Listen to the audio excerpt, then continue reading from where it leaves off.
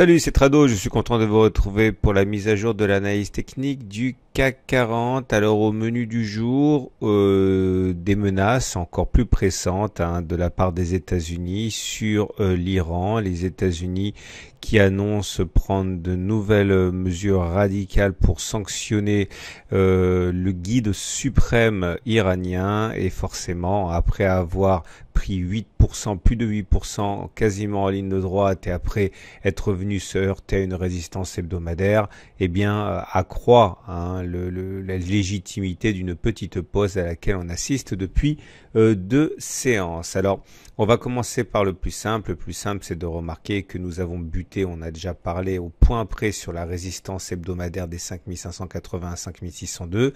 C'est tout à fait légitime encore une fois. Et on peut remarquer également que pour l'instant, nous sommes toujours dans ce grand canal bleu qui nous a amené à rebondir, c'était tout début juin. Et que toujours pour l'instant, il n'y a aucune raison de voir dans ce qu'il se passe une simple consolidation. À ceci près quand même qu'il faudra qu'il y ait réaction, et la réaction devrait se retrouver de manière probabiliste sur cette zone des 5438, 5450, tout simplement parce que ça a été une résistance. Elle a été cassée, elle a donc changé de polarité, et donc si le bas du canal bleu lâche, c'est bien sur ce support journalier que des intérêts acheteurs devraient se manifester s'ils se manifestent. Alors clairement ça signifie, on y reviendra plus tard, qu'il y aura un trade engagé ici pour ceux qui s'intéressent à ce scénario. On y reviendra le cas échéant plus tard. Pour l'instant, il faut surtout voir qu'au niveau graphique, au niveau chartiste, il y a également un trade à prendre. Alors je vous rappelle que si on utilise les Fibonacci et qu'on prend toute la jambe de hausse à laquelle on a assisté, nous pouvons toujours nous attendre à ce que les cours aillent percuter les 23,6% de Fibonacci qui correspondent à un niveau de consolidation classique et minimal, voire même les 38,2%.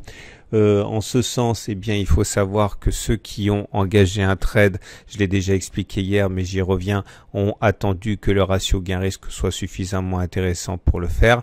Clairement, ils ont vendu à découvert en mettant un stop loss au-dessus du plus haut de la bougie du 21 juin, en visant à minima les 23 juin, et en entrant tel que la distance entre le point d'entrée et les 23,6% de Fibonacci soit significativement plus important que le niveau ici au-dessus du stop loss, donc au-dessus de la bougie.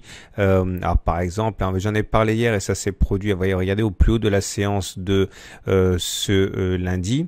Vous voyez, avec un stop loss ici à peu près à 0,75 et un objectif à 1,23, on avait un ratio gain-risque de 1,5, et c'est pour ça, à mon avis, que certains sont rentrés et ont accéléré le mouvement baissier.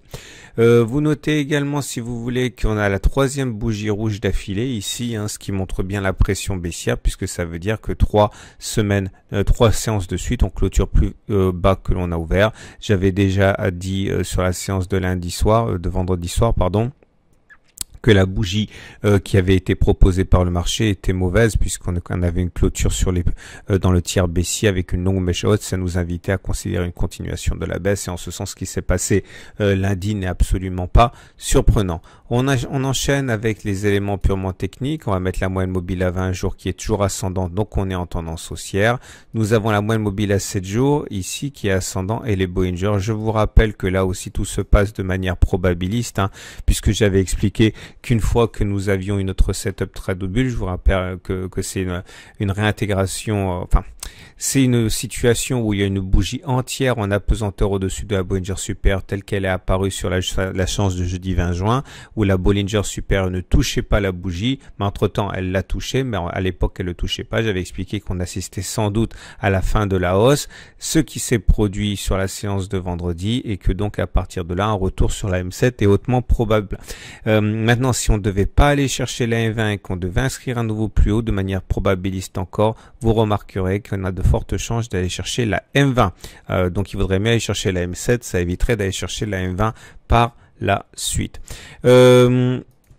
Regardez les éléments, bon, je rappelle évidemment hein, les exercices pour s'entraîner, tout ça vous vous reportez au module correspondant dans la formation intégrale, dans le pack Tutrado, que ce soit les Fibonacci, les Bollinger ou les moyennes mobiles, tout ça vous le retrouverez facilement dans le pack intégral.